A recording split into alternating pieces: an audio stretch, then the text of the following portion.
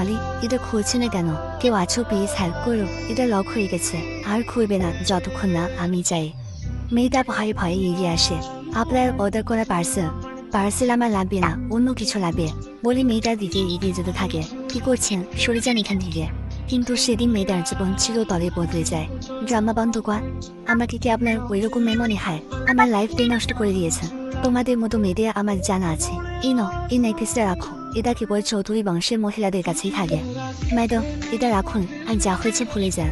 এত কিছু হওয়ার পরও ভুলতে বলছেন? প্লিজ ম্যাডাম, আপনার ভালোর জন্যই বলছি। এখানে যেই পরিমাণ টাকা আছে তা আপনার কাজে লাগবে। এই দাঁড়া, আজকাল ইচ্ছে ঠিক মতো বাড়ি ফিরিস না, রাতে কোথায় থাকা হয়? কি বলছো বাবা? চলো আমার সাথে। বাবা ছাড়ো বলছি। কি হলো, তোর বমির ভাব হচ্ছে কেন? কলম তিনি আর কোনোদিন আমার সামনে আসবি না। বাবা প্লিজ আমাকে হসপিটালে নিয়ে যাও, আর পারছি না। তোর মতো বেহায়া মেয়েকে আমি হসপিটালে নিয়ে যাব? কিভাবে ভাবলি তুই? ফোন রাখ। কি হয়েছে? ওনাকে এমার্জেন্সিতে অ্যাডমিট করা নাই কেন?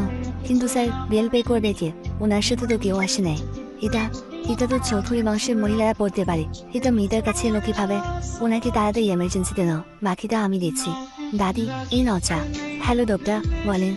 আপনার ওয়াইফ জীবন মরণে লড়াই করছে এটি নতুন প্রাণকে বাঁচাতে। আপনি কোথায়? কি পাগল হয়ে গেছেন? আমি এখনো বিয়ে করিনি। ওয়াইফ কোথা থেকে আসবে? তাহলে তার কাছে তৃতীয় প্রয়োজন নেই, নেকলেস কোথা থেকে আসো? আমি ফোন রাখছি, আমি দেখছি। ঠিকই তো বলেছে, নেকলেসে কাকে দিয়ে এসেছিস? দাদি ঠান্ডা হ। 1.5 বছর আগে ওই মেয়েটা শেট। আমি এটা কি করলাম? আরে কি করছিস? কোথায় যাচ্ছিস? মারলো যা। ইয়াস হাই স্পিডে গাড়ি চালিয়ে হসপিটালে যায়। আপনি আমার লাইফের সবচেয়ে বড় ক্ষতিটা করে ফেলেছেন। এখন কেমন ফিল হচ্ছে? ভালো। এটা কি করছিস রে? কার সন্তান এটা? এক্ষুনি চল আমার সাথে। বাবা ছাড়ো প্লিজ, এটা যা তার সন্তান ও।